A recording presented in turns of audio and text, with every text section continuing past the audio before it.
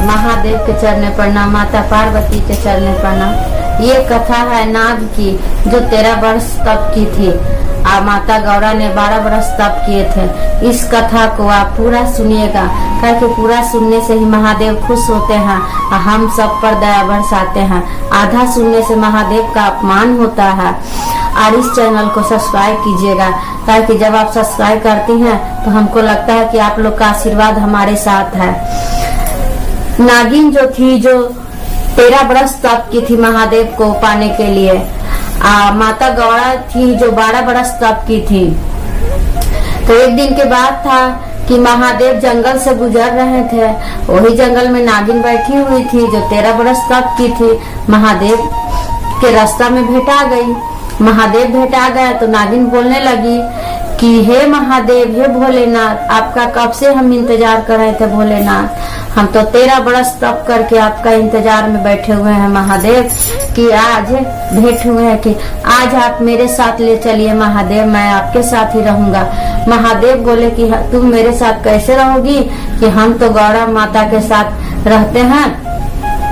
नागिन बोले कि कैसे किए महादेव आप, कि हम तो 13 वर्ष तप किए तो आप मेरे साथ नहीं रहे या नहीं हमको आप अपने साथ रखें। और माता गौरा ने 12 वर्ष तप की तो आप उनसे विवाह कर लिए महादेव, कि आपको हमको लेकर चलना है संगे, कि हम तो आप ही के साथ जाएंगे महादेव, आप लेकर ही हमको चलिएगा। महादेव बोले कि कैसे होगा कि हम तुमको लेकर जाएंगे कि नहीं।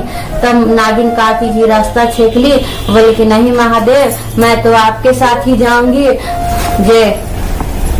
तब महादेव बोले कि ठीक है कि चलो। नागिन को कहा किए कि अपना थैला में रख लिए और रख के झोला में और चल दिए महादेव।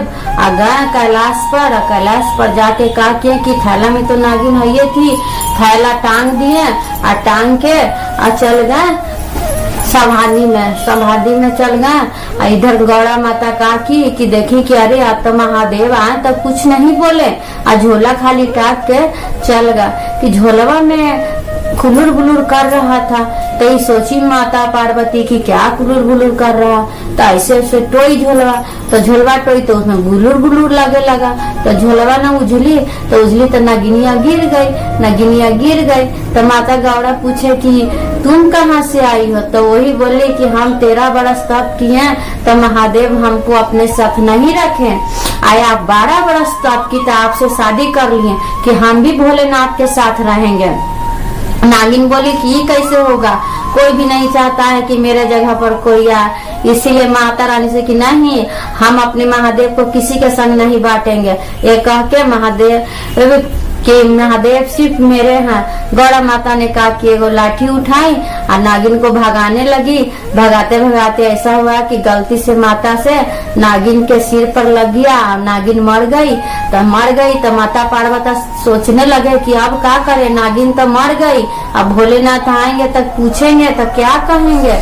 माता रानी पूरा घबराने लगी और कहा कि गड्ढा खोन के नागिन को उसमें गाड़ दिए दुहारी पर, कि कोई भी जानवर मरे तो उसको एक मुट्ठी जगह देना चाहिए। इसलिए माता ने उसको गड्ढा खन के उसमें नागिन को गाड़ दी। और जहाँ नागिन को गाड़ी थे वहाँ भांग धतुरा बेलपत्तर के पेड़ हो गया। तो महादेव तो सब जानवे करते थे लीला की गौरा माता ने क्या क्या किए हैं। फिर सावन के महीना आया तब गौरी माता बोली कि हे भोलेनाथ, आप सावन के महीना आ गया है कि आज पूजा करे लगी है कि जा रहे हैं जंगल बेलपत्तर अब भांग लाने।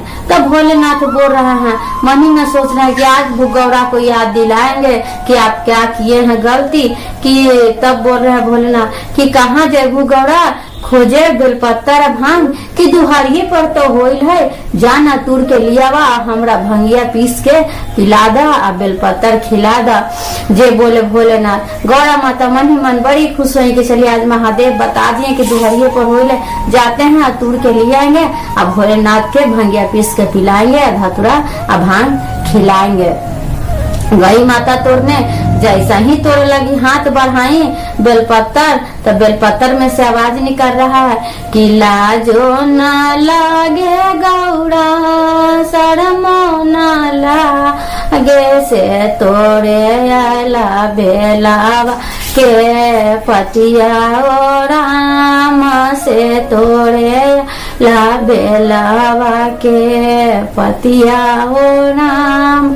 गौड़ा माता सोच लगी कि हमरा लाजो और शर्मो लगा रहा है बेलपत्र के पेड़, कि कौन है कि इसे बोल रहा है। फिर सोची कि छोड़ बेलपतरवा नहीं तोड़ते, भांगिए तोड़ लेते हैं, भांगिए भोलेनाथ के पिलाएंगे घोर घोर के। तो भांगिया तोड़ने गई, तब भांगियों में से आवाज निकल रहा है पेड़ों से कि लाजो ना लागे गौरा शर्मो ना लागे से तूरे आयला आ भांगिया के पतिया और आम से तूरे आयला आ भांगिया के पतिया और। अब गौड़ा माता सोच रहे हैं कि अब यही बतवा बोल रहा है, लाजो न लगे शर्मो न लगे कि काम किए हैं कि पेड़वा ऐसे बोल रहा है कि छोड़ा भांगिया नहीं तुरते हैं, धतुरवे भोलेनाथ को आज खिलाएंगे के धतुरवे तूर लेते हैं। जब धतुरा तुरे गई तब धतुरा के पेड़ में से भी ऐसा ही आवाज निकल रहा कि लाजो ना लागे गौरा शर्मो ना लागे से तूरे आयला धतुरा के पतिया और आमा से तूरे आयला धतुरा के पतिया और आम। तब गौड़ा माता पार्वती कह रही कि तीनों मिलके यही बतवा बोल रहा कि का किए हैं कि को सब यही बतवा बोल रहा। तब गौड़ा माता कुछ नहीं तुरी, जाके भोलेनाथ के पास बोले कि देखा ना भोलेनाथ कि तीनों पेड़ों में से आवाज निकल रहा है कि लाजो न लागे गौरा शर्मो न लागे कि तुरे अला बेलवा के पतिया हो रहा। तब भोलेनाथ कह रहा है कि तू याद करा गौड़ा कि तू कुछ जरूर गलती कैले होगा। तब माता को याद आया कि हाँ नगिनिया के काट के तो दुहरिये पर मार के दुहरिये पर गाड़ दिए थे, जे वही से नगिनिया धतुरा पेड़ बन गई है। तब महादेव कहे कि कितना बड़ा गलती कैला गौड़ा कि तब महादेव से माता रानी क्षमा मांगने लगी और मांग के बोले कि ठीक है महादेव हमसे बहुत बड़ा गलती हो, हमें क्षमा कर दीजिए महादेव। और फिर बोले कि ठीक है जाते हैं। और तीनों बेलपत्तर भांग और धतुरा भिड़ गई माता और फिर तीनों से माफी मांगी। और तब नगिनिया के आवाज निकल रहा है तीनों पेड़ में से कि तू जे रहवा गौरा अगला बगला हमारा वो गलवा के बीच और आमा से हमारा वो गलवा के बीच और।